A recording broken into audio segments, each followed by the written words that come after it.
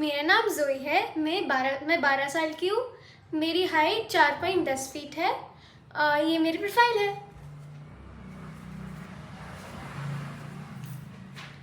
मैं बचपन से एक्टिंग कर रही हूँ जब मैं 2 साल की थी, और मैंने फ़िलहाल चार मूवी करी है। 3 अभी 2 रिलीज़ हो गई है और एक रिलीज़ होने वाली है डुबकी, जिसमें मैंने लीड रोल किया है। और मैंने काफ़ी एड्स वगैरह भी करे हैं।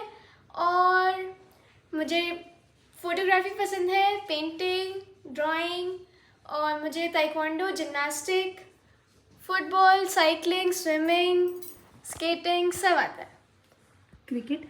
क्रिकेट सब। आप कहाँ रहते हो? मैं दिल्ली में रहती हूँ, नजफगढ़। और कुछ बताना चाहेंगे आप स्कूल के बारे में या कुछ और? मैं सेंट थॉमस स्कूल में पढ़ती हूँ और मेरी क्लास है 8th। धन्यवाद।